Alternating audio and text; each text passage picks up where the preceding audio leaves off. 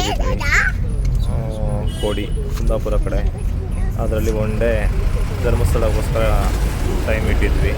ಧರ್ಮಸ್ಥಳ ಮತ್ತು ಕುಕ್ಕೆಗೆ. ಧರ್ಮಸ್ಥಳ ಎಂಟ್ರೆನ್ಸ್ ಬಂದ್ವಿ. ಚೆನ್ನಾಗಿದೆ, ಒಂಥರ ವೈಬು. ಹೆವಿ ಬಿಸಿಲಿದೆ, ತುಂಬಾ ಬಿಸಿಲಿದೆ. ಮೇ ಬಿ ಮಳೆ ಬರ್ಬೋದು ಅಂದ್ಕೊಂಡಿದ್ದೀನಿ. ಒಳಗಡೆ ಬರ್ತಿದ್ದಂಗೆ ಒಂದು ಸ್ವಲ್ಪ ಕ್ರೌಡ್ ಇದ್ದಂಗಿದೆ. ಜನ ನೋಡಿದ್ರೆ ನೋಡೋಣ, ಒಳಗಡೆ ಬೇರೆ ಗೊತ್ತಾಗುತ್ತೆ ಕ್ರೌಡ್ ಇದೆಯಾ, ಯಾವ ಥರ ಇದೆ ಏನಂತ. ಆದರೂ ಏನೇ ಆದರೂ ದರ್ಶನ ಮಾಡಲೇಬೇಕಲ್ವ. ಧರ್ಮಸ್ಥಳ ನಮ್ಮ ಅಚ್ಚುಮೆಚ್ಚಿನ ದೇವಸ್ಥಾನ ಆಗ್ಬಿಟ್ಟೈತೆ. ಹೋದ್ವಿ, ಧರ್ಮಸ್ಥಳ ಬಂದ್ವಿ. ಒಳಗಡೆ ಹೋದರೆ ದರ್ಶನ ಕ್ಲೋಸು. ಹೋಗ್ಲಿ ಊಟ ಹಾಕೋಣ ಹೋಗೋಣ ಅಂತ ಹೋದರೆ ಊಟದ್ದು ಕ್ಲೋಸ್ ಆಗ್ತಿತ್ತು. ಬಿಸಿಲು ನೋಡ್ರಿ ಕಾಲಿಡೋಕ್ಕಾಗ್ತಿಲ್ಲ. ಅವು ಎಲ್ಲ ರನ್ ಮಾಡ್ತಾಯಿದ್ವಿ. ಹಂಗೆ ಇಮಿಡಿಯೇಟ್ಲಿ ಹಂಗೆ ಮಳೆ ಬಂದ್ಬಿಡ್ತು. ಸೊ ಹೋಗಿ ಕಾರಲ್ಲಿ ಕೂತ್ಕೊಂಡ್ವಿ, ವೆಯ್ಟ್ ಮಾಡ್ತಾಯಿದ್ವಿ. 1 ಅವರ್ ಮಳೆ ಬಂತು. ಚೆನ್ನಾಗಿ ಹೆವಿ ಗಾಳಿ ಮಳೆ, ಚೆನ್ನಾಗಿ ಬಂತು ಮಳೆ ಯಾಕಂದ್ರೆ ಕಾಣ್ತಾ ಇಲ್ಲ. ನೋಡೋಣ ಅಂತ ವೆಯ್ಟ್ ಮಾಡ್ತಾಯಿದ್ವಿ. ಹಾಗೆ ಛತ್ರಿ ಹಿಡ್ಕೊಂಡು ಸ್ವಲ್ಪ ಮಳೆ ಗೊತ್ತಾಯಿತು. ಹಂಗೆ ಮಳೆ ಗೊತ್ತಾಗಿ ಮಳೆಯಲ್ಲೇ ನಿಂತ್ಕೊಂಡು ಹೋಗಿ ಛತ್ರಿ ತಗೊಂಡು ಎಲ್ಲರಿಗೂ ಆ ದೇವಸ್ಥಾನ ನೋಡೋಕ್ಕೂ ಚೆನ್ನಾಗಿತ್ತು. ಥರ ಇಷ್ಟ ಆಯಿತು ದೇವಸ್ಥಾನದ ಮಳೆಯಲ್ಲಿ ಹೋಗ್ತಾ ಇರೋದು. ಹಾಗೆ ಇತ್ತು, ಹಂಗೆ ಮಳೆನೂ ಬಂತು.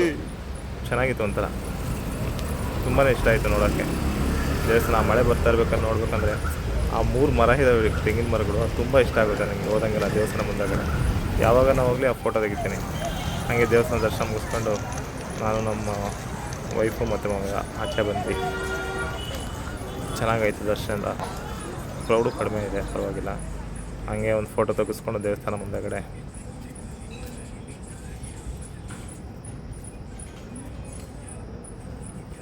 ಜಾತ್ರೆ ನಡೀತಾ ಇದೆ ದೇವಸ್ಥಾನದ, ಅಂದರೆ ಧರ್ಮಸ್ಥಳದ್ದು. ಸೊ ಅದಕ್ಕೆ ರಥ ಎಲ್ಲ ಮಾಡಿದರು. ಹಾಗೆ ಕುಕ್ಕೆ ಸುಬ್ರಹ್ಮಣ್ಯಕ್ಕೆ ಬಂದ್ವಿ. 1.5 ಅವರ್ಗೆ ಕುಕ್ಕೆ ಸುಬ್ರಹ್ಮಣ್ಯ ಬಂದು ಮರಗಳೆಲ್ಲ ಬಿದ್ದಿತ್ತು ರೋಡೆಲ್ಲ. ಕುಕ್ಕೆ ಸುಬ್ರಹ್ಮಣ್ಯ ಅಲ್ಲೂ ಚೆನ್ನಾಗಿ ದರ್ಶನ ಆಯಿತು. ಆಮೇಲೆ ಆನೆ ಮತ್ತು ಆನೆಲ್ಲ ಒಳ್ಳೆ ಒಳಗಡೆ ಇದು ಮಾಡ್ತಾಯಿದ್ದೆ. ಪೂಜೆ ಚೆನ್ನಾಗಿ ಮಾಡ್ತಾಯಿತ್ತು. ದರ್ಶನ ಚೆನ್ನಾಗಾಯಿತು.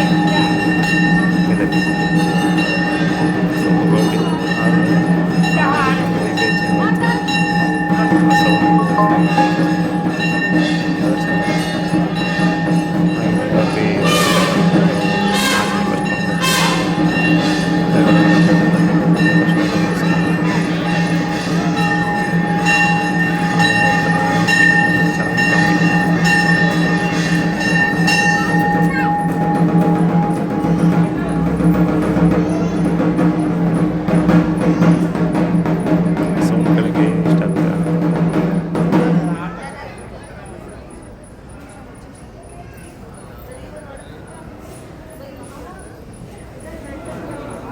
ಎರಡೂ ಕಡೆ ಧರ್ಮಸ್ಥಳ ಮತ್ತು ಕುಕ್ಕೆ ಚೆನ್ನಾಗೆಲ್ಲ ದರ್ಶನ ಎಲ್ಲ ಆಯಿತು.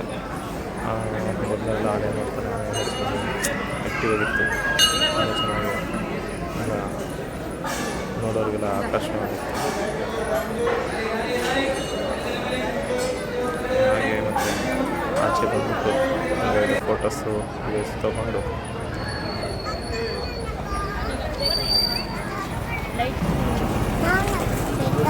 ದೇವಸ್ಥಾನ